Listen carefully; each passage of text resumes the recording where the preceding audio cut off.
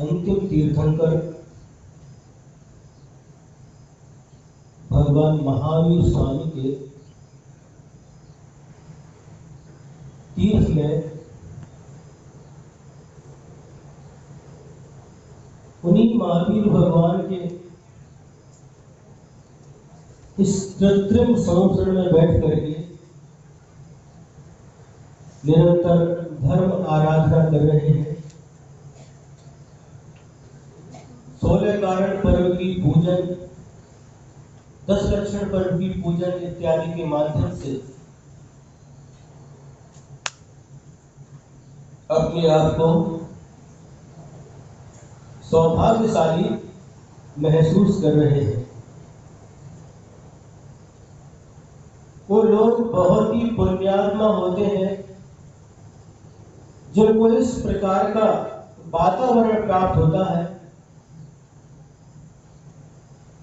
देव शास्त्र गुरु का समागम प्राप्त होता है और जो देव शास्त्र गुरु का समागम प्राप्त करके उसका सदुपयोग करते हैं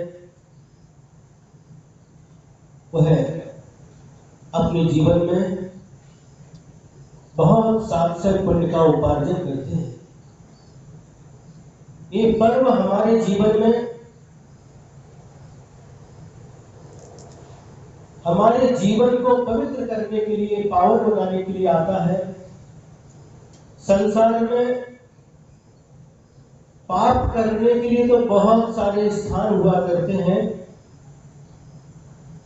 बहुत सारे निमित्त हुआ करते हैं, लेकिन पापों को धोने के लिए, पापों का प्रक्षालन करने के लिए, पुण्य का उपार्जन करने के लिए बहुत कम स्थान और बहुत कम साधन हुआ करते हैं।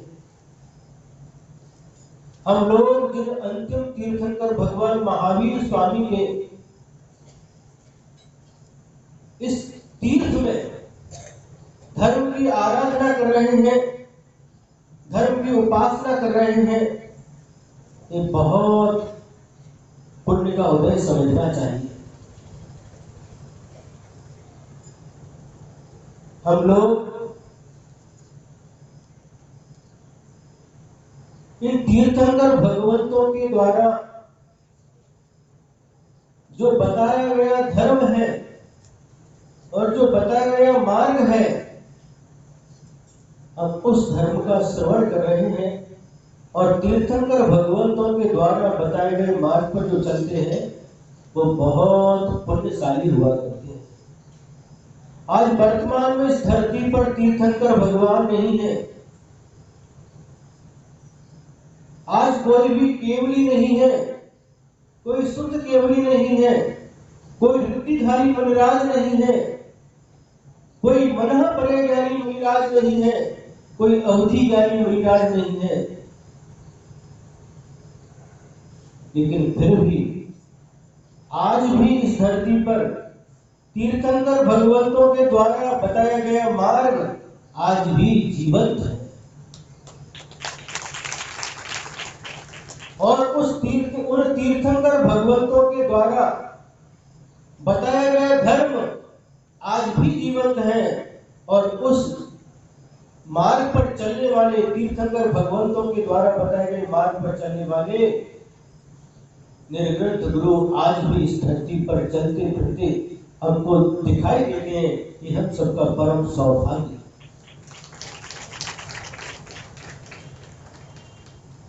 बहुत समय नहीं, लगभग 100 वर्ष पहले भी हम जाते हैं तो इस धरती पर दिगंबर गुरु के दर्शन बहुत दुर्लभ थे, बहुत दुर्लभ थे। फिर इसके बाद में एक महान, इसी कर्नाटक प्रांत में एक महान संत आचार्य श्री शांति सागर महाराज जी के द्वारा जो इस धर्म की परंपरा, मुनि धर्म की परंपरा लुप्त हो गई थी प्राय करके, वह पुनर्जीवित हुई और उन्हीं शांति सागर महाराज जी का उपदेश सुन करके हमारे गुरुदेव आचार्य श्री विद्यासागर जी महाराज जब शेरवाल में पंचकल्याणक हुआ था तो उनकी बाल्यावस्था थी, 9 वर्ष की अवस्था में उनका उपदेश सुन करके उनके जीवन में धर्म की शुरुआत हुई, धर्म का बीजारोपण हुआ। और आज उन्हीं गुरुदेव के जो बीजारोपण आचार्य शांति सागर महाराज जी ने किया था, बाद में महावर महाराज जी इत्यादि और भी संतों का उनको समागम प्राप्त हुआ। आचार्य ज्ञान सागर महाराज जी से दीक्षित होकर के वह आज इस प्रकार एक बृहद बड़ वृक्ष का रूप धारण कर लिया है। और उस छाया में बैठ करके हम सभी साधु लोग और सभी धर्मात्मा श्रावक लोग आनंद का अनुभव करते हैं। आज हम तो निश्चित होकर के बैठे थे 8:10 पर, यहाँ के अध्यक्ष जो रवि हमारे पास में आए कि बड़े महाराज जी ने आपको बुलाया है। उनके बड़े महाराज जी ने बुलाया, हाँ चलो भाई। जब गए महाराज जी को नमोस हो गया। महाराज जी बोले आज का प्रवचन आपको करना है। मैंने बोला महाराज जी मुझे, हाँ आज आपको करना है। तो जब महाराज जी ने बोला तो बड़ों की आज्ञा पालन करना छोटों का कर्तव्य होता है। इसलिए आप सबके बीच में आज कुछ बोलने का अवसर मिला है।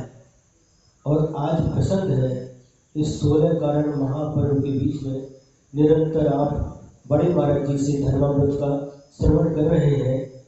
और आज कौन सी वैयाव्रतकरण, वैयाव्रतकरण भावना है, साधु समाधि वैयाव्रतकरण। वैयाव्रत ये जो शब्द है और उसके आगे साधु समाधि की भावना कल हुई थी और आज वैयाव्रतकरण भावना है। तो जो वैयाव्रतकरण ये शब्द है, आप लोग जब पूजन करते हैं 16 कारण की, तो उसमें जयमाला में एक पंक्ति आती है, निस्दिन वैया व्रत करिया सो निश्चय भव नीर तरैया। ये पंक्ति हमको याद है। निस्दिन, निस माने रात्रि होता है और दिन माने दिन होता है। निस्दिन वैया व्रत करिया, प्रतिदिन हमको वैयाव्रत करना चाहिए।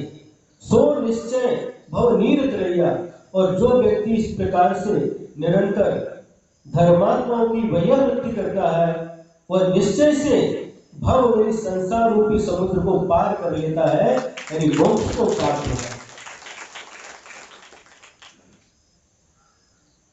तो वैयावृत्ति एक बहुत विशाल अर्थ इसके अंदर छिपा हुआ है। सबसे पहले वैयावृत्ति किसे कहते हैं और वैयावृत्ति किसकी करना चाहिए, ये पहले अपन समझेंगे। तो वैयावृत्ति का अर्थ है जब धर्मात्मा के ऊपर कोई संकट आता है, चाहे वो शारीरिक हो, मानसिक हो अथवा अन्य प्रकार का हो, उस संकट को, उनके कष्ट को दूर करना, इसका नाम वैयाव्रत है। प्राय करके लोग समझते हैं सिर्फ पैर को दबाना ही वैयाव्रत है, लेकिन नहीं। वैयावृत्ति का अर्थ है धर्मात्माओं के ऊपर आए हुए संकट को दूर करना, उनके कष्ट को दूर करना और उनके लिए अनुकूल वातावरण बनाना। क्या? उनकी साधना के लिए, उनके ध्यान के लिए, उनके उपदेश के लिए जो भी उनकी आवश्यक क्रिया है, उनके लिए अनुकूल वातावरण बना देना, इसका नाम वैयाव्रत है। जब शारीरिक पीड़ा है तो शारीरिक पीड़ा को उपायों के द्वारा उसको दूर करना, औषधि इत्यादि के द्वारा दूर करना, ये भी वैयावृत्ति है। और लेकिन जब किसी धर्मात्मा, किसी साधु को किसी भी प्रकार का कष्ट होता है तो उसको अपने विवेक से, अपनी बुद्धि से उसको निर्दोष रीति से दूर करना, ये वैयावृत्ति भावना है। और ये वैयावृत्ति आचार्य उमा स्वामी महाराज जी ने, तीर्थंकर भगवंतों ने 16 कारण भावना के अंतर्गत रखा है। यानी यह भावना भी तीर्थंकर प्रकृति के बंध में कारणभूत हुआ करती है। आप सोचिए, विचार कीजिए कि यह वैयावृत्ति धर्म तीर्थंकर भगवंतों के द्वारा बताया गया धर्म है। आचार्य कुंद स्वामी ने प्रवचन सार ग्रंथ में चारित्र चूड़िका में गाथा लिखी। उस गाथा का अर्थ है वैयावृत्ति। वैयावृत्ति के दो भेद किए, एक सावध्य वैयावृत्ति और एक निर्वध्य वैयावृत्ति। सावध्य का अर्थ होता है जिसके माध्यम से सटकाए के जीवों की विराधना हो सकती है, होती है, उसका नाम सावध्य वैयावृत्ति है। और जो सटकाए के जीवों की विराधना से रहित होती है वह निर्वध्य वैयावृत्ति है। तो साधुओं के लिए निर्वध्य वैयावृत्ति करने के लिए उपदेश दिया। साधु भी वैयावृत्ति करते हैं, साधु की वैयावृत्ति करते हैं, तो लेकिन उनकी अपनी मर्यादा होती है, उनकी अपनी सीमाएं होती हैं, तो वो निर्वध्य वैयावृत्ति करते हैं। लेकिन जो सावध्य वैयावृत्ति कहा वह श्रावक का धर्म है। ऐसा आचार्य कुंद भगवान ने प्रवचन सार ग्रंथ में लिखा है।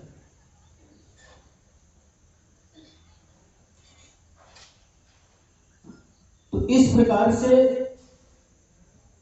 इन पूर्वाचार्यों के प्रति यदि हमारी भक्ति है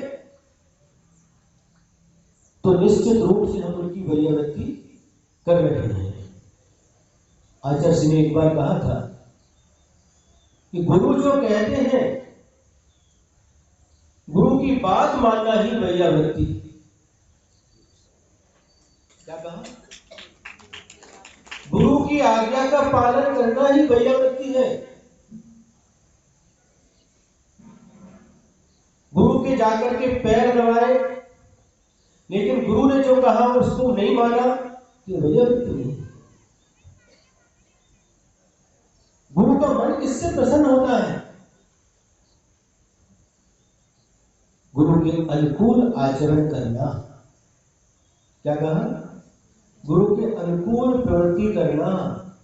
गुरु जैसा कहते हैं वैसे चलना, वैसा आचरण करना, यह गुरु की वैयावृत्ति है, साधु की वैयावृत्ति है।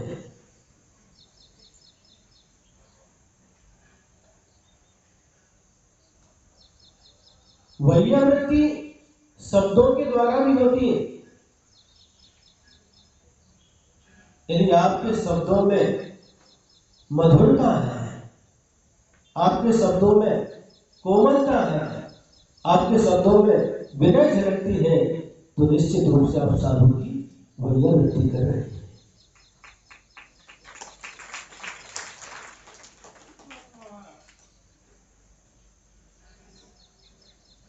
और ये वैयावृत्ति हमारे तीन वस्तु हमारे पास हैं। एक मन है, एक वचन है और एक काय है। मन के द्वारा यदि हम गुरु के प्रति समर्पण रखते हैं, मन के द्वारा गुरु के प्रति विनय भाव रखते हैं, मन के द्वारा यदि गुरु के प्रति हम भक्ति भाव रखते हैं, तो ये मानसिक वैयावृत्ति है। वचनों के द्वारा यदि गुरु के प्रति अपनी भक्ति विनय प्रदर्शित करते हैं, तो ये कायिक वैयावृत्ति है, वाचिक वैयावृत्ति है। और यदि शरीर के द्वारा विनम्र भाव से, आदर भाव से गुरु का सम्मान करते हैं, गुरु की आज्ञा का पालन करते हैं, तो ये कायिक वैयावृत्ति है। ये तीर्थंकर भगवंतों के द्वारा ये बताए गए धर्म बहुत लेकिन हमने उसको कठिन बना करके रखा। इतना सरल है कि हम किस प्रकार से पुण्य का अर्जन करते हैं और किस प्रकार से पाप का भी अर्जन कर लेते हैं अपने भावों के द्वारा ही। जब हम अपने भावों के द्वारा अच्छे विचार रखते हैं, सबके प्रति अच्छे भाव रखते हैं, देव शास्त्र गुरु के प्रति भी हमेशा निश्चल भाव रखते हैं। कौन सा भाव? निश्चल। भक्ति कैसी होना चाहिए? निश्चल। निश्चल का अर्थ समझते हैं? छल से रहित। जैसे छोटा बच्चा रहता है, कैसा होता है? निश्चल होता है। उसके मन में किसी प्रकार का छल कपट नहीं रहता, जो जैसा है वैसा बोल देता है। एक बार की बात है, कैसे बच्चा निश्चल रहता देखिए। एक बार कुछ लोग चंदा लेने के लिए, चंदा समझ, पट्टी लेने के लिए घर में जा रहे थे सबके पास में। तो एक व्यक्ति ने देखा कि लोग पट्टी लेने के लिए आए हैं, तो एक बच्चा था छोटा उनके घर में, उसको बोला कि मैं अंदर रहता हूँ बेटा, ये लोग आ रहे हैं तो उनसे कह देना पापा घर में नहीं है। समझ आप लोग? ठीक है। वो बच्चा बाहर था, वो अंदर। तो जब वो लोग आए और उनके सामने कहा बेटा पापा कहाँ है,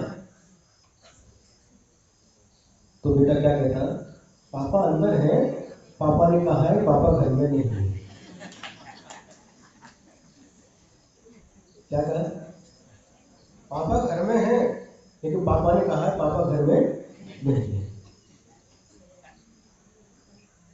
समझ आ रहा है? ये कहते हैं निश्चल। बच्चे के समान निश्चल भाव जिस दिन हमारे अंदर आ जाएगा, तो समझना हमारी भक्ति करना, हमारी पूजन करना सार्थक हो जाएगा।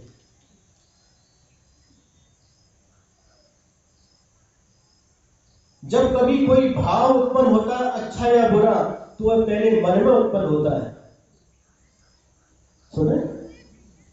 जब कोई भी अच्छा या बुरा भाव उत्पन्न होता है तो सबसे पहले हमारे मन में उत्पन्न होता है, और इसके बाद वचन तक आता है, और वचन के बाद एक काय रूप प्रवृत्ति करता है।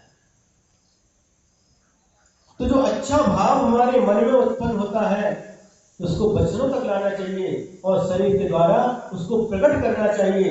लेकिन यदि बुरा भाव कभी हमारे मन में उत्पन्न हो गया तो मन के मन में ही उसको समाप्त कर देना चाहिए। जब छोटा अंकुर रहता है उसको निकालने में कोई दिक्कत नहीं होती, लेकिन जब बड़ा रूप धारण करता है तो उसको निकालने के लिए पसीना आता है। मन में बुरा भाव आने नहीं चाहिए, यदि आ भी गया तो उसको मन के मन में ही उसको समाप्त कर देना चाहिए।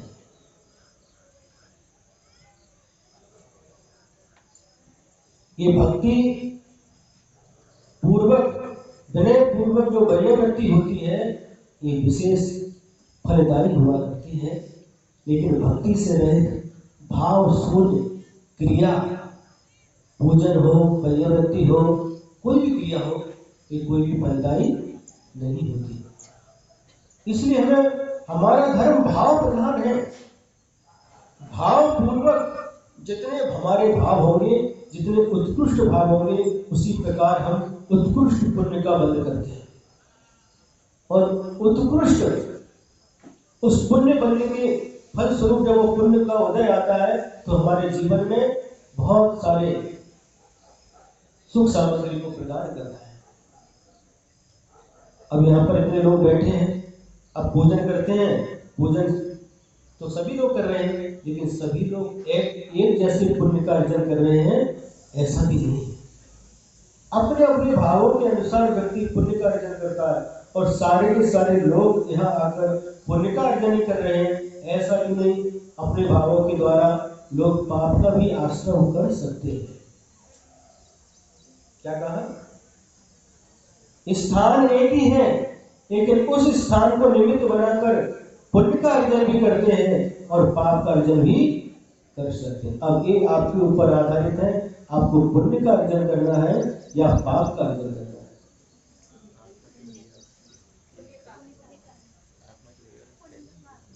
ये अपनी आत्मा की, महाराज जी बोल रहे हैं, अपनी आत्मा की वैयावृत्ति, स्वयं की वैयावृत्ति, इन भावों के द्वारा हम स्वयं अपनी भी वैयावृत्ति करते हैं।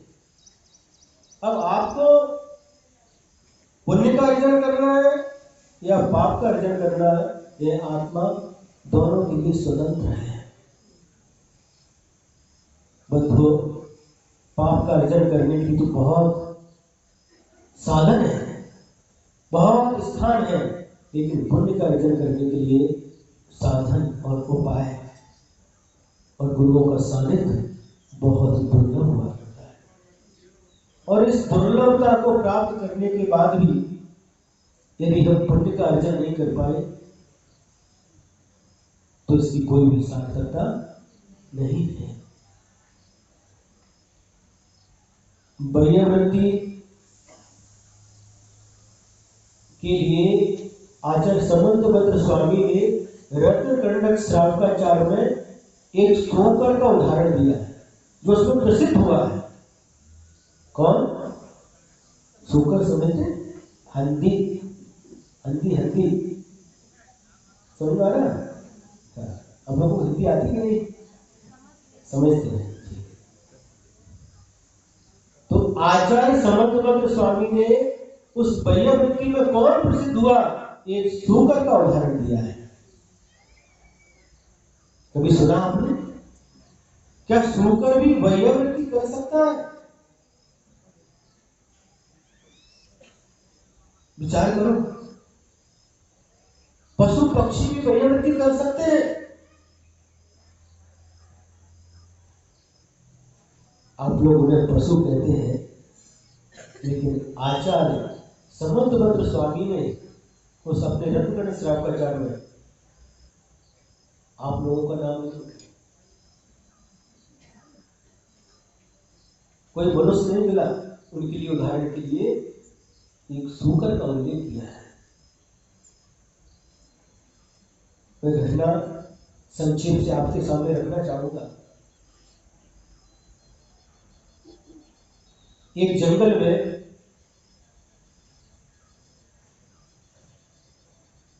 एक मुनि महाराज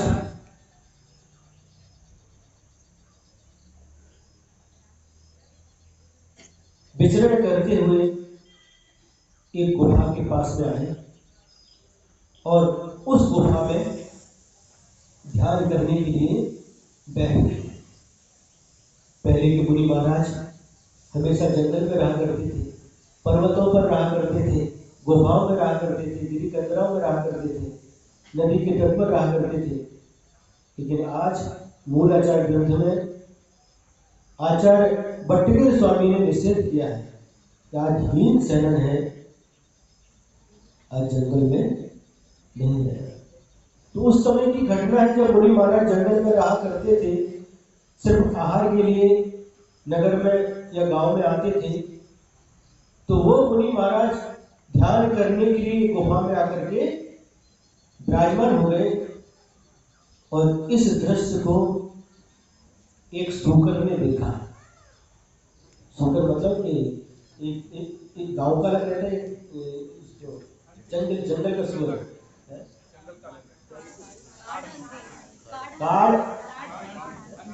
काड़ हंदी, जंगल का सूअर।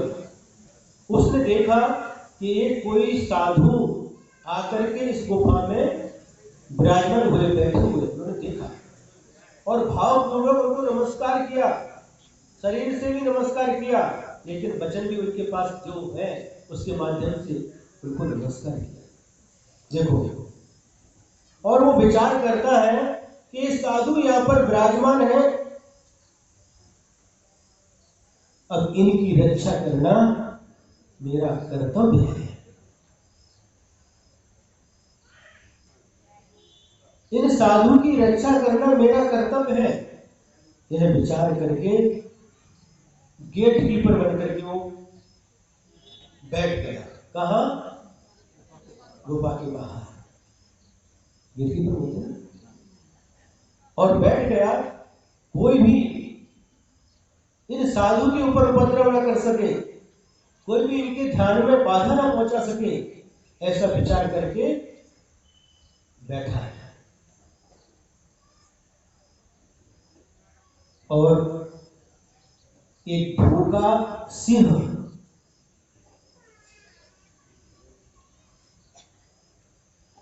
अपने भोजन की खोज में घूम रहा था, और घूमते घूमते उसको मनुष्य की गंध आई कि यहाँ पर कोई ना कोई मनुष्य होना चाहिए। और उस गंध के माध्यम से ढूंढता ढूंढता उस गुफा के पास आ जाता है। कौन? सिंह। और आकर के देखता है कि इस गुफा के अंदर कोई मनुष्य बैठा हुआ है।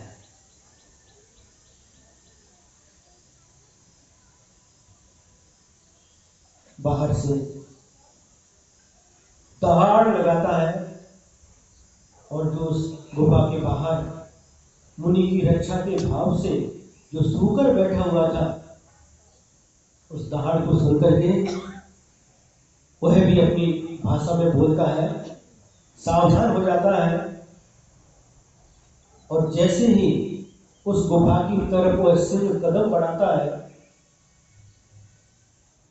तो वह सूकर उसको रोकता है।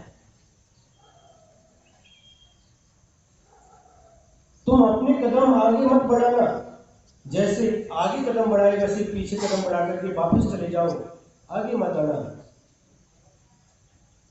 सिंह बोलता है, तू मुझे रोकने वाला कौन होता है?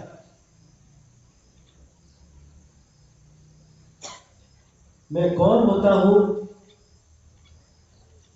ये तो मुझे नहीं पता, लेकिन यहां पर तुम आगे मत आओ, वापिस चले जाओ, इसमें तुम्हारी भलाई है, तुम्हारा अच्छा होगा।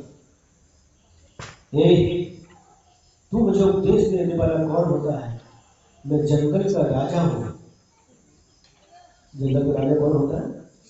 सिंह। मैं जंगल का राजा हूं, मुझे रोकने वाला तू कौन होता है? पूरे जंगल में मेरा राज है, मैं जो चाहूं वो कर सकता हूं, और मेरी आज्ञा का पालन करना सारे जंगली पशुओं का, जानवरों का कर्तव्य है। शुकर कहता है, ठीक है, तुम जंगल के राजा हो, मैं मानता हूं, लेकिन यहां पर राजाओं के भी राजा महाराज विराजमान हैं, और मैं उनकी रक्षा करने के लिए यहां पर खड़ा हुआ हूं। सिंह कहता है, मुझे भूख लगी है, और मैं आज इनको खाकर के ही अपनी भूख मिटाऊंगा। शुकर कहता है, नहीं, ये संभव नहीं है। ये बहुत बड़े गुरु विराजमान हैं, बहुत बड़े तपस्वी हैं, तो इस प्रकार के भाव मत कर। शुकर पुनः कहता है, तू मुझे उपदेश मत दे। क्या? तू मुझे उपदेश मत दे, मुझे भूख लगी है, और मैं आज इनको खाकर के ही, इनको जो सामने विराजमान मुनि महाराज है, आज इनको खाकर के ही अपनी भूख मिटाऊंगा। शुकर कहता है, जब तक मेरे घर में प्राण है, जब तक मैं जीवित हूं,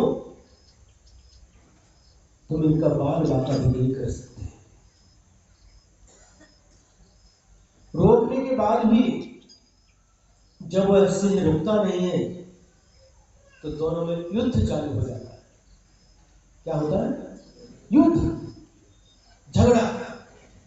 और आप लोगों के पास मनुष्य युद्ध करते हैं तो उनके अस्त्र शस्त्र होते हैं, तलवार है, भाला है, बंदूक है, चाकू है इत्यादि, लेकिन उनके पास कोई ऐसे अस्त्र शस्त्र नहीं रहते, किंतु उनके जो पंजे रहते हैं, नाखून बहुत नुकीले रहते हैं, उसके माध्यम से ही बाहर करना चालू कर दिया।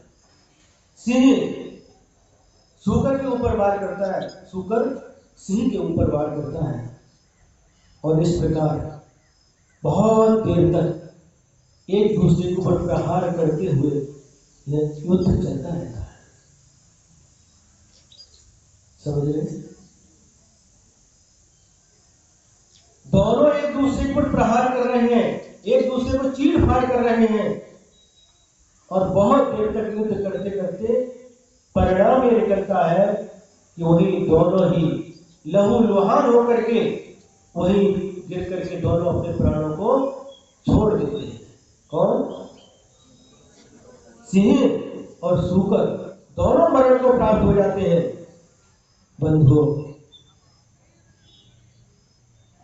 दोनों ने युद्ध किया और दोनों ही मरण को प्राप्त हो गए, लेकिन परिणाम दोनों का भिन्न भिन्न निकलता है। सूकर मरण करने के बाद में देवगति को, देव पर्याय को प्राप्त होता है, और सिंह मरण करके नरक में जाता है।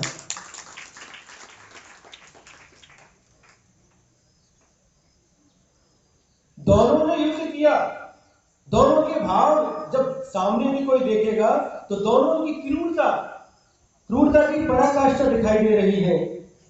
दोनों के भाव, दोनों की जो क्रिया देखने में आ रही है, एक जैसी दिखाई दे रही है, लेकिन देखो भावों का खेल। लड़ाई कर रहे, झगड़ा कर रहे, मरण हो गया, लेकिन एक मुनि रक्षा के प्रभाव से, मुनि रक्षा के भाव से स्वर्ग को जाता है, देव पर्याय को प्राप्त करता है, और एक मुनि भाव के, मुनि महाराज की हिंसा के भाव से नरक पर्याय को प्राप्त करता है। विचार करो, हमारे भाव ही, हम अपने भावों के द्वारा ही नरक की यात्रा भी कर सकते हैं, और अपने भावों के द्वारा स्वर्ग की यात्रा भी कर सकते हैं।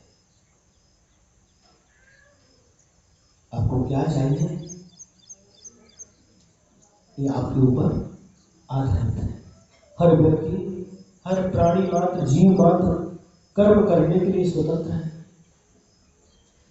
अकेला ही कर्म करता है, और उस कर्म के फलस्वरूप अकेला ही नरक में जाकर घोर यातनाएं, घोर कष्टों को सहन करता है, और अकेला ही जब जीव पुण्य कर्म करता है तो स्वर्ग में जाकर नाना प्रकार के सुखों का उपभोग करता है। अकेला ही कर्मों का बंध करता है, और अकेला ही उन कर्मों के फल को भोगता है, और अकेला ही उन कर्मों को नष्ट करके सिद्ध पर्याय को प्राप्त कर लेता है।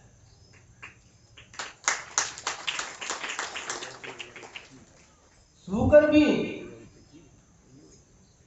वैयावृत्ति की, मुनि महाराज की विचार करो, ये वैयावृत्ति क्या पैर नहीं दबाए? क्या किया? मुनि की रक्षा की। ये शरीर तो नश्वर है, आज नहीं कल मिटने वाला है, इसका तो भविष्य सबको पता है। आजकल देखो कैसी कैसी परिस्थिति बनती है, अच्छे भले देखा था, गए एक्सीडेंट पर, on the spot death. Corona हुआ, कितने लोग गए हॉस्पिटल में, वापस लौट करके नहीं आ पाए, डेड बॉडी भी नहीं मिली। ये संसार कितना आसान है। सुबह जिस घर में मंगल गान सुनाई देते हैं, बच्चों की किलकारियां सुनाई देती हैं, शाम को उसी घर से रुदन, किसी के मरण पर रुदन सुनाई देता है। सुबह उत्सव मनाया जाता है, शाम को उसी की चिता से धुआं निकलते हुए दिखाई देता है। ये संसार कितना आसान है, और हमें जीवन मिला है। वह सूकर कहता है शरीर तो नश्वर है, आज नहीं तो कल मिटने वाला है, लेकिन यदि किसी साधु के लिए, किसी साधु की रक्षा में जीवन चला गया, इससे बढ़कर और पुण्य क्या हो सकता है? उससे बढ़कर इस जीवन की सार्थकता क्या हो सकती है? उस सूकर के अंदर भी ऐसी पवित्र विचार, ऐसी निकृष्ट पर्याय सूकर का नाम लेते, हंदी का नाम लेते, आपको कैसा लगता है? लेकिन वो इतने पवित्र भावों के द्वारा स्वर्ग चला जाता है। आचार्य समर्थभद्र स्वामी ने रत्नगढ़ श्रावकाचार्य में लिखा है, स्वापी देवोपि देवा स्वा जायते धर्म के विसार कापी नाम भवे धन्या संपत धर्मा क्षणिका। स्वा अपि देवा जायते, स्वा मन होता कुत्ता, क्या कुत्ता नाई, वह भी उस धर्म के प्रभाव से देव पर्याय को प्राप्त कर लेता है और देव भी अपने पाप भावों के द्वारा इस कुत्ते की पर्याय को प्राप्त कर लेता है। इंग्लिश में एक शब्द आता है भगवान के लिए, देव के लिए, क्या आता है? गॉड। इसकी स्पेलिंग है GOD, है ना? और इसका विपरीत कर दो तो DOG, डॉग। डॉग मतलब नहीं। यदि अच्छे कार्य करता है वह डॉग, तो डॉग भी गॉड बन जाता है। और गॉड भी यदि माने गॉड को भगवान नहीं, देव, देव भी यदि बुरे कार्य करता है तो भी कुत्ते की पर्याय को प्राप्त कर लेता है।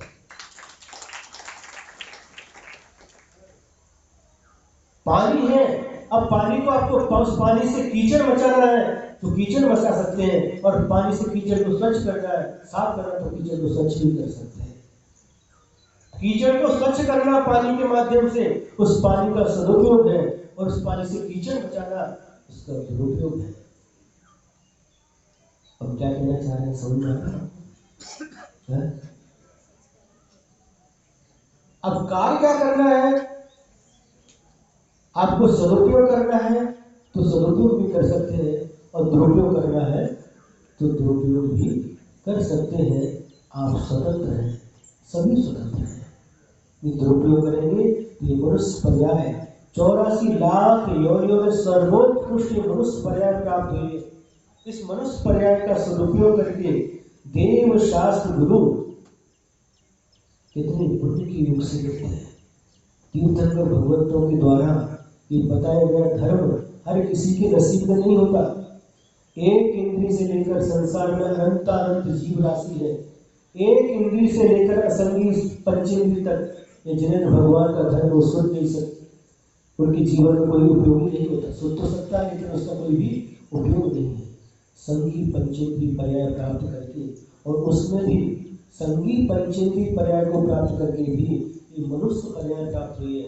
और मनुष्य पर्याय भी प्राप्त हुई तो कहाँ पर प्राप्त हुई? हमारा जन्म कहाँ पर हुआ? भारत में हुआ है, ऋषियों की भूमि पर हुआ है, जहाँ पर ऋषियों का दर्शन होता है, ऋषियों का आवागमन होता है। ऐसी पवित्र भूमि पर हमारा जन्म हुआ है। अमेरिका, रूस है, जो विदेश है, वहाँ पर जर्मन इत्यादि, वहाँ पर जन्म होता तो कहाँ पर धर्म मिलता आपको? कुछ भी नहीं मिलता। ये बहुत सौभाग्य से प्राप्त होता है, और सौभाग्य से प्राप्त होने के बाद इसका सदुपयोग करना ही भक्त जीवों का कर्तव्य होता है, धर्मात्माओं का कर्तव्य होता है।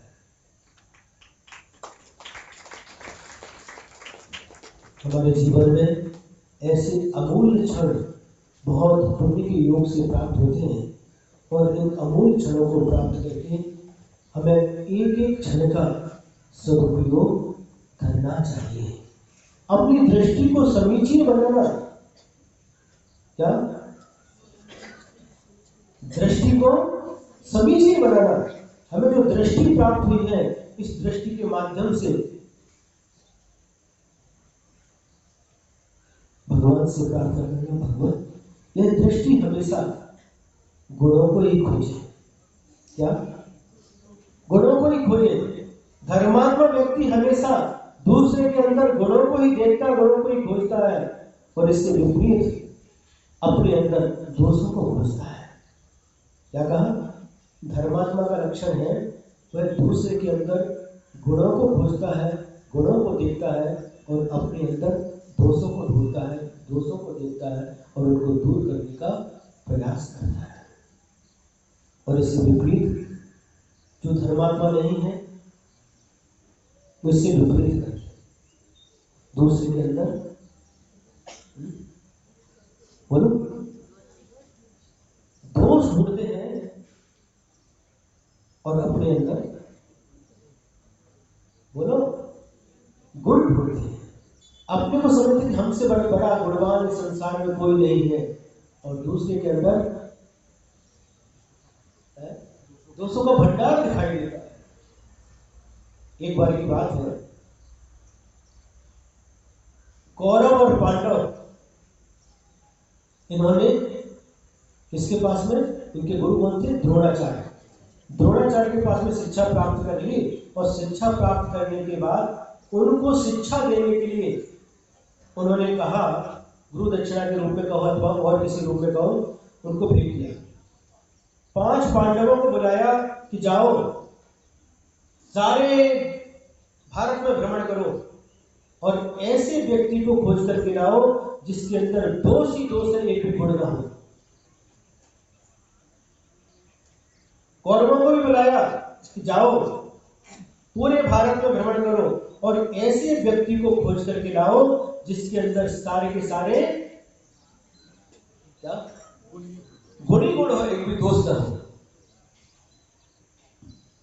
दोनों के लिए 6-6 महीने का समय दिया गया अथवा 1 वर्ष का समय दिया गया, और अलग अलग दिशाओं में सभी चले गए। पूरे भारत में भ्रमण किया और समय पूर्ण होने के बाद में गुरु के पास आए पांडव। गुरु ने पूछा, कौन गुरु? द्रोणाचार्य गुरु। मतलब वो गुरु मतलब ऐसे मोचना की गुरु थी जिन्होंने शिक्षा दी थी, वो गुरु द्रोणाचार्य उनका नाम था। और आने के बाद उनसे पूछते हैं, पांडव आ गए, गुरु को प्रणाम किया। गुरु ने पूछा, क्यों, क्या हुआ? तो पांडव बोले, गुरुदेव मैंने पूरा भारत भ्रमण किया, गांव गांव गया, शहर शहर गया, सब जगह गया, लेकिन मुझे एक भी व्यक्ति ऐसा नजर नहीं आया कि जिसके अंदर सारे के सारे दोष हो, सारी की सारी बुराइयां हो। ऐसा हमको एक भी व्यक्ति नहीं मिला। बहुत अच्छा। इसके बाद बारी आई कौरवों की। कौरवों को बुलाया और बुलाने के बाद तो कौरवों से पूछा। इसके पहले एक थोड़ा सा छूट गया। गुरु को जब इस प्रकार बता दिया पहले पांडवों ने, फिर पांडवों इस प्रकार बताने के बाद कि मुझे पूरे भारतवर्ष में ऐसा एक भी व्यक्ति नजर नहीं आया कि जिसके अंदर सारे के सारे दोष हो, सारी सारी बुराइयां हो, एक भी अच्छाई ना हो। फिर गुरु द्रोणाचार्य पूछते, क्यों, क्या कौरव भी नहीं, दुर्योधन भी नहीं, उसके अंदर भी बहुत सारे गुण हैं। सुने? अब इसके बाद जब बारी आई कौरवों की, तो कौरवों से गुरु द्रोणाचार्य पूछते हैं, क्या हुआ? गुरुदेव आपकी आज्ञा से पूरा भारत भ्रमण किया, गांव गांव गया, शहर शहर गया, सब जगह गया, लेकिन मुझे ऐसा एक भी व्यक्ति नहीं नजर आया कि जिसके अंदर सारे के सारे दोष हो, एक भी गुण ना हो।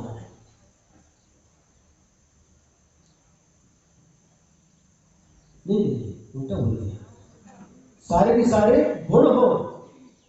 गौरव की बात चल रही, तो गौरव बोलते हैं, मुझे ऐसा एक भी व्यक्ति नजर नहीं आया कि जिसके अंदर क्या हो,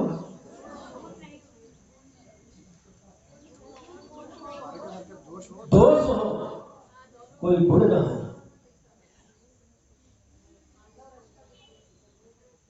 तो गुरु द्रोणाचार्य कहते हैं, एक भी व्यक्ति नहीं मिला कि जिसके अंदर सारे के सारे गुण ही हो, कोई दोष ना हो। कि नहीं गुरुदेव, ऐसा पूरे भारत में एक भी व्यक्ति नहीं मिला। तो गुरु द्रोणाचार्य बोलते, क्या मैं भी नहीं? नहीं, गुरुदेव आपके अंदर भी दोष है।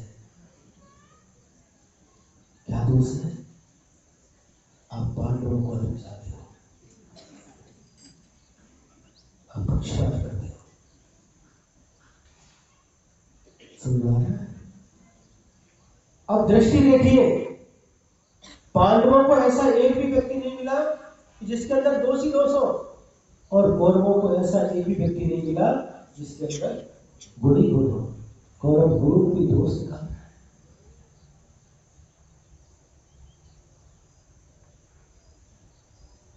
ये अपनी अपनी दृष्टि है। दृष्टि जैसी दृष्टि रहती है वैसी सृष्टि नजर आती है। यदि आपका चश्मा अगर आपने लाल कलर का उसमें कांच डाला है तो आपको लाल लाल दिखाई देगा। हरे कलर के कांच हैं तो रेगिस्तान में भी आपको काश्मीर नजर आएगा, हरियाली दिखेगी। अब ये आपकी दृष्टि के ऊपर आधारित है।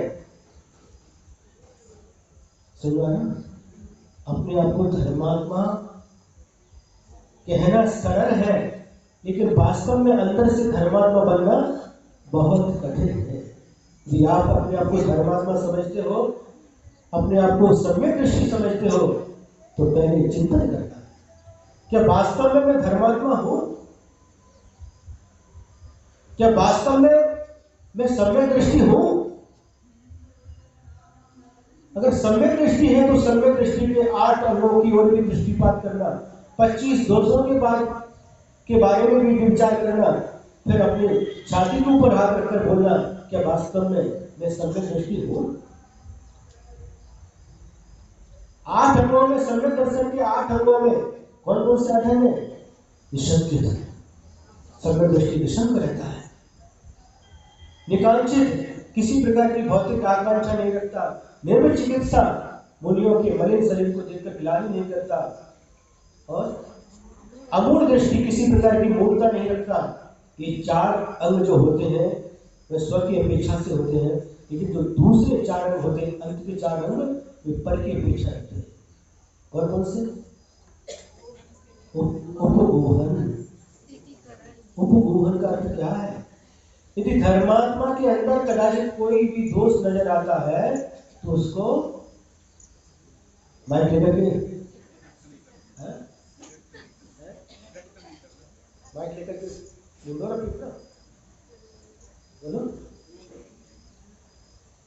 यदि नजर आता है तो सम्यक दृष्टि जो होता है उसको उपगोहन करता है, उसको ढकता है, किसी के सामने प्रकट नहीं करता। सम्यक दृष्टि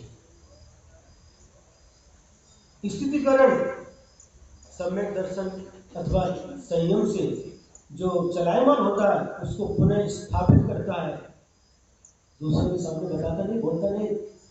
क्या समझ आ रहा कि नहीं? ढिढोरा नहीं पीटता, किंतु भावना करता है भगवान इन धर्मात्मा का किस प्रकार से स्थितिकरण हो, पुनः अपने व्रतों में स्थापित तो ऐसी भावना करता है।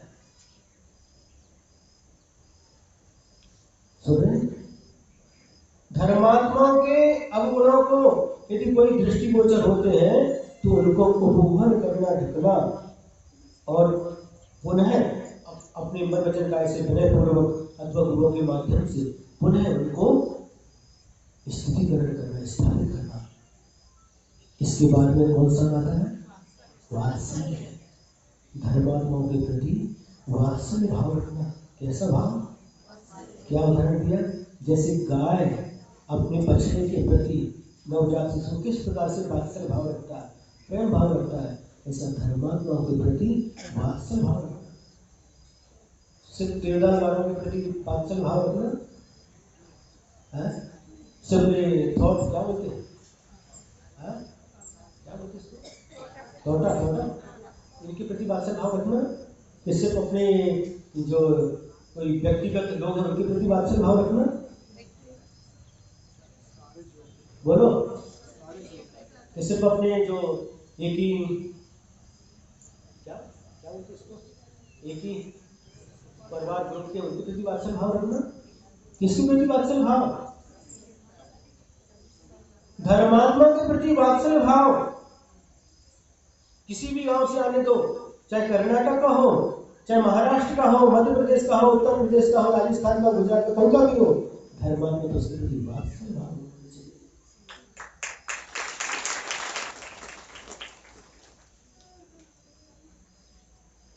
धर्मात्मा को देख करके उनकी तरफ से मुंह फेर लिया।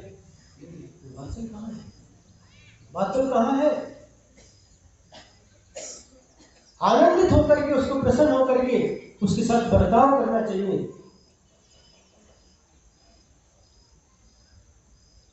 वो गांव वाले हैं, एक पहली कैनल है, वो चौथी कैनल है, एक नाकनी कैनल, मोड़नी कैनल, ये नहीं।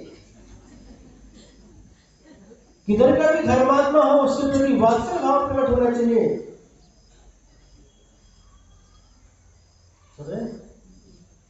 मेरी बात बोली तो नहीं लग रही? यदि लगे तो भी हमें कोई डर नहीं, तो डॉक्टर लोग रहते हैं ना, कभी कभी क्या तो दवाई भी कड़वी देना पड़ता है और इंजेक्शन भी लगाना पड़ता है कभी कभी, लेकिन भाव क्या रहता है? इनका रोग नहीं होता है।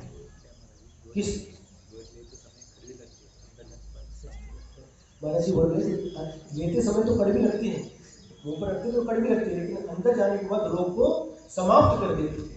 हमारी भावना है कि हमारी गोली, हमारा इंजेक्शन भले ही आपको थोड़ा पीड़ादायक हो, लेकिन आपको हमेशा हमेशा की निरोगी बना दे, आपको आरोग्य प्रदान करें, ऐसी हमारी भावना है।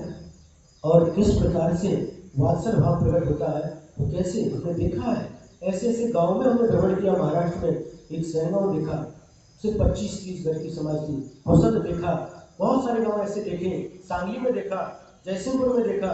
क्या वात्सल भाव बाहर से आते हैं तो किस प्रकार से उनके प्रति वात्सल भाव रखे, उनके प्रति किस प्रकार से उनको, ऐसा नहीं आए। कहाँ से आए? कोल्हापुर से। कब जाने वाले हो? आज ही जाने वाले हैं क्या? शाम को जाने वाले? भोजन तो करके आए ना?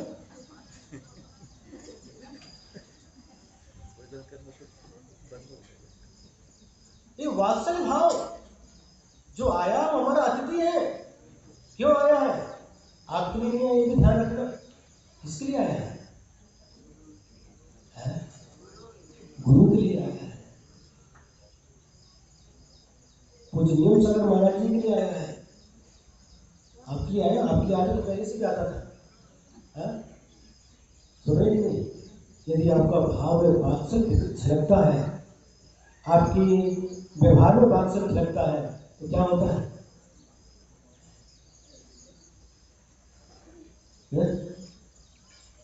जो 5,000 देने वाला 5 लाख देकर के जाता है।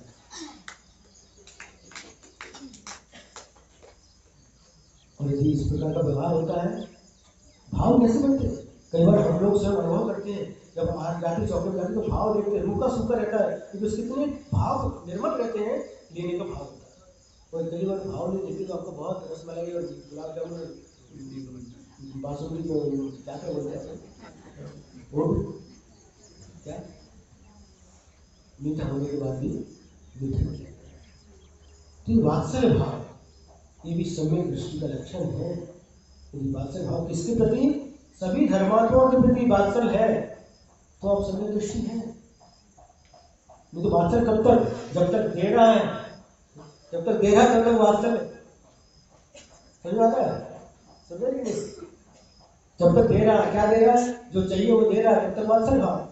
पर जो दे रहा है उसके प्रति वात्सल भाव नहीं। इसके बाद जो अंतिम अंग होता है, कौन सा है? प्रभावना। प्रभावना भी दोनों भी करते हैं, साधु भी प्रभावना करते हैं उपदेश के माध्यम से। भव्यात्मा को जो सच्चा मार्ग दिखा करके कुमार्ग से उन्मार्ग से निकाल करके सच्चे मार्ग पर लगाते हैं, ये गुरु प्रभावना करते हैं। ज्ञानदान देकर के प्रभावना करते हैं, अभयदान देकर के प्रभावना करते हैं। और श्रावक भी आहार दान, औषधि दान और इसके अलावा जो भी प्रभावना के कार्य हैं, रथ यात्रा है, महोत्सव है, विधान है, पूजा है, इत्यादि के माध्यम से प्रभावना किया करते हैं। इस सम्यक दर्शन के 8 अंग हुआ करते हैं। और इस 8 अंगों का वर्णन करने के बाद आचार्य समंतबद्ध महाराज जी ने एक श्लोक और लिखा है। 8 अंगों का स्वरूप बता दिया। इसके बाद लिखते हैं, नामहीन मरम चेतुम दर्शनम जन्म संततिम नहीं मंत्रोक्षर न्यूनो निहंती विश्व वेदनाम। 8 अंगों का स्वरूप बता दिया। अब कह रहे हैं नाम न अंगहीनम अलम चित्तुम दर्शनम जन्म संततिम। एक अंग से भी हीन सम्यक दर्शन, सम्यक दर्शन कहा। यदि इन 8 अंगों में भी एक अंग कम रहता है तो संसार की संतति का छेद करने में समर्थ नहीं होता। उदाहरण दिया मंत्रोक्षर न्यूनो निहंति विष वेदनम नहीं। यदि जो मंत्र रहते हैं, जब कभी सर्प डस लेता है तो ऐसे ऐसे मंत्र रहते हैं, ऐसी ऐसी विद्याएं रहती हैं, उस मंत्र के माध्यम से उस जहर को बाहर निकाल देते, दूर कर देते हैं। यदि उस मंत्र में एक अक्षर भी कम हो गया तो वह मंत्र जिसको सर्प ने काटा उसके जहर को दूर करने के लिए समर्थ नहीं होता। आपके लिए चिंतन की विषय दिया है। आप देखो समय दृष्टि, समय दृष्टि, समय दृष्टि, हम समय दृष्टि, हमें समय दृष्टि। समय दृष्टि क्या है? आपके सामने संक्षेप से स्वरूप रखा। अब बैठ करके सभी लोग जो भी सभा में बैठे हैं तो समय निकाल करके रोज बैठ करके 10 मिनट 15 मिनट बैठ करके आप बैठ करके विचार करना, क्या मैं समय दृष्टि हूँ? क्या मात्र कुदेव कुशास्त्र गुरु को नहीं मानना यही सम्यक दर्शन है? क्या ये सम्यक दर्शन ये तो निषेधात्मक हो गया। सम्यक दर्शन का स्वरूप में एक निषेध बताया, इनसे दूर रहना और इनको क्या करना, इनका पालन करना, इससे बचना, इसका त्याग करना, इसका पालन करना। जब डॉक्टर के पास जाते हो आपको क्या होगा? खेम हो गया, निगड़ी हो गई, डॉक्टर के पास गए और डॉक्टर के पास जाने के बाद डॉक्टर देखते हैं और बताते आपको औषधि देते हैं और कहते हैं देखो हुंचिनकाई, मसर, मजीरी, टमाटो, नींबूकाई और फ्रिज की जितने भी आइटम, इनसे बचना और इस दवाई को खाना तो आपका ये रोग दूर हो जाएगा।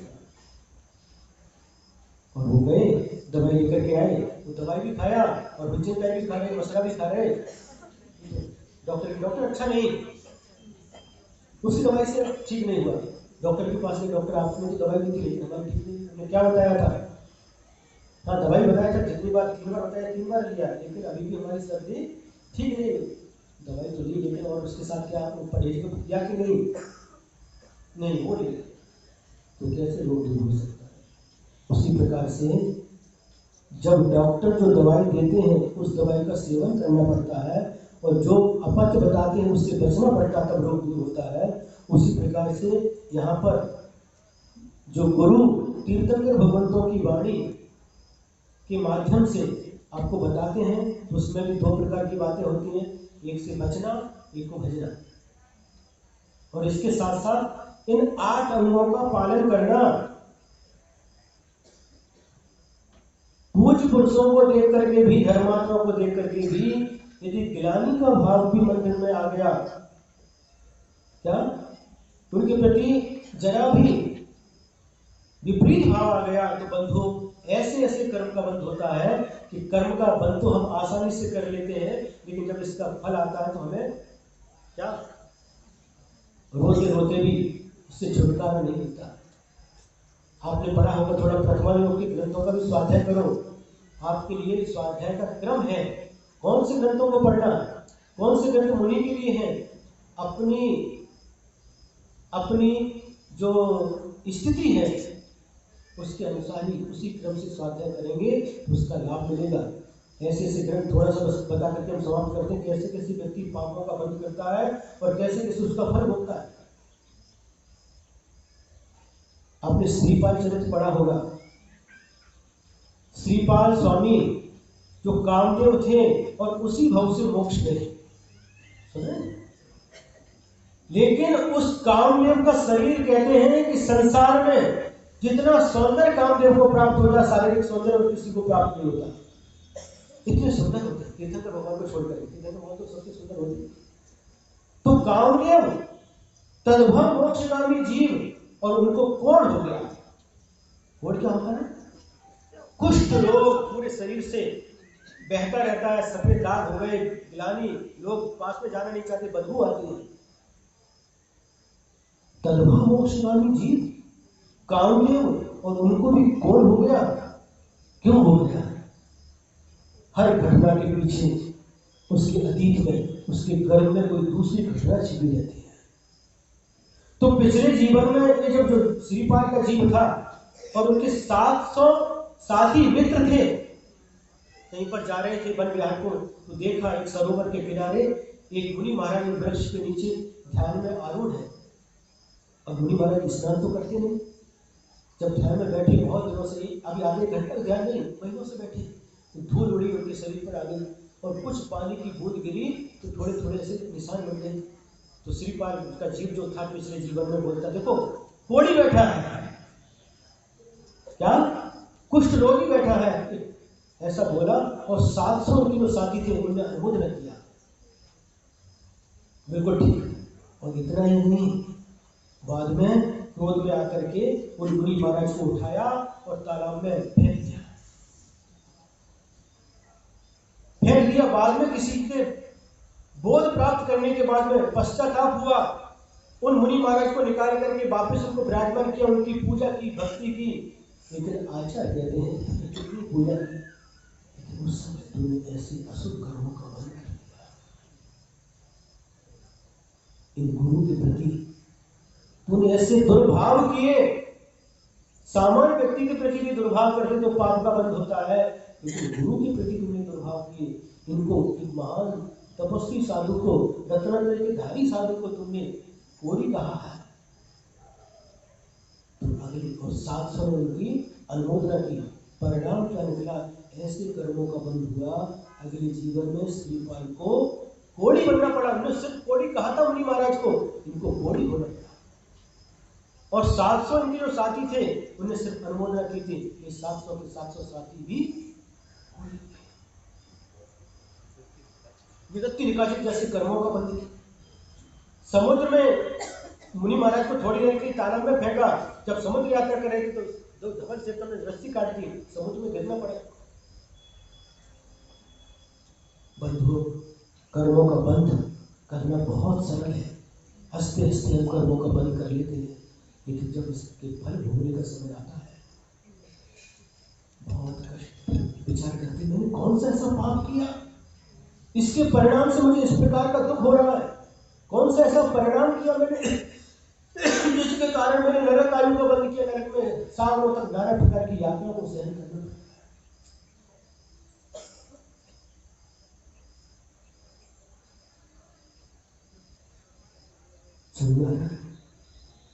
ऐसी बहुत एक घटना नहीं, बहुत सारी घटनाएं शास्त्रों में भरी पड़ी हैं, आप पढ़ो। समय सार को ऊपर रख करके आगे चढ़ाओ, नमस्कार करो, उन्मन भगवान की वाणी है। इसके पहले और क्या कर्म सिद्धांत की घटना कैसे कैसे प्रतिमा पढ़ने को मिलती है, वहां पर प्रैक्टिकल देखने को मिलता है। क्या आत्मा की अनुभूति, आत्मा की बात करना सरल है, लेकिन आत्मा की अनुभूति किसको होती है? जो सप्तम गुण स्थानवर्ती शुद्धों की श्रवण हुआ करते हैं, उनको इस आत्मा की अनुभूति होती है। ज्ञानार्णव में आचार्य सूचन स्वामी ने लिखा, जो व्यक्ति गृहस्थ अवस्था में भी आत्म ध्यान करना चाहता है, वह अपने सिर से सुमेरु पर्वत को फोड़ना चाहता है। क्या फूटेगा? सुमेरु फूटेगा? क्या फूटेगा? बोलो। सिर फूटने वाला है। क्रम से स्वाध्याय करो। स्वाध्याय का क्रम क्या है? गुरुओं के पास जाकर के सीखो। ये स्वयं स्वतंत्र स्वाध्याय करने का परिणाम होता है कि उसका अर्थ का अर्थ हो जाता है। जिन गुरुओं ने अपने जीवन में, आचार्य कुंडगुरु स्वामी ने और जितने भी पूर्वाचार्य हुए हैं, जिन गुरुओं ने अपने जीवन में उस आध्यात्म को जिया है, उन आध्यात्म का पालन किया है, उस अध्यात्म जीवन को जी करके सैकड़ों वर्ष तपस्या करके गुफाओं में बैठ करके उन ग्रंथों की रचना की है, इनके प्रति भक्ति रखो, इनके प्रति विनय रखो। जितनी विनय भक्ति रखोगे उतना ही हमारे ज्ञान का क्षयोत्सव होगा। समय आपका 9:45 बज गए, 9:45 को बड़े महाराज जी ने बोला चलते, बड़े महाराज जी बोला 1 घंटा बोल करके आ रहे जी महाराज। इस प्रकार से हम सभी भव्यात्माओं के लिए हमारा सारांश क्या है, बस सारांश बताते हैं। हमें तीर्थंकर भगवंतों ने जो मार्ग बताया है उस मार्ग पर अपने आप को चलाना है, और जो चल रहे हैं उनके लिए सहयोग करना है, उनके लिए सहयोग देकर उनको भी आगे बढ़ाना है। जिनेंद्र भगवान का शासन अनादि काल से था और अनंत काल तक रहने वाला है, न कभी इसका प्रारंभ हुआ है और न कभी अंत होगा। ऐसे हम बहुत सौभाग्यशाली लोग हैं। ऐसे तीर्थंकर भगवंतों के शासन काल में तीर्थंकर भगवंतों की वाणी सुनने का, समझने का हमको अवसर मिल रहा है, और इन तीर्थंकर भगवंतों की आराधना करके अपने आप को गौरवान्वित महसूस कर रहे हैं। कि हम सबका परम सौभाग्य है। इसी प्रकार से हमें अपना जीवन बहुत अच्छे ढंग से जीना है, सबके प्रति अच्छी भावना रखना है, सबके प्रति मैत्री भाव रखना है, सबके प्रति निरंतर जो दीन दुखी है उनके प्रति करुणा भाव रखना है, और अपना जीवन जीते हुए स्वयं धर्मात्मा बन करके सभी को धर्मात्मा बनाने का प्रयास करना है। और क्या, संसार के जितने प्राणी हैं, प्राणी मात्र सुख का अनुभव करें, सभी सुखी रहें, किसी भी जीव को, किसी भी प्राणी को कष्ट ना हो, इस प्रकार की भावना निरंतर भाना है। सर्वे भवन्तु सुखिनः, सर्वे सन्तु निरामयाः, सर्वे भद्राणि पश्यन्तु, मां कश्चित् दुर्भाग् भवेत्। संसार में जितने भी प्राणी हैं, जितने भी जीव हैं, सभी जीव सुखी रहें। सर्वे सन्तु निरामयाः, क्या धर्मात्मा की भावना है। व्यक्ति क्या सोचते, मैं सुखी रहूं, मेरी पत्नी सुखी रहे, मेरे बच्चे सुखी रहे, हमारा परिवार सुखी रहे, ये तो सभी सोचते हैं। लेकिन धर्मात्मा सोचता है सर्वे भवन्तु सुखिनः, संसार में जितने जीव हैं सभी सुखी, सभी सुखी हो। सर्वे सन्तु निरामयाः, संसार में जितने प्राणी हैं, जितने जीव हैं, सभी निरोग रहे, उनको कोई रोग ना हो, सभी रोग मुक्त रहे। सर्वे भद्राणि पश्यन्तु, और संसार में जितने जीव हैं सभी का मंगल हो, सभी का कल्याण हो, सभी को जीवन में सुख शांति हो।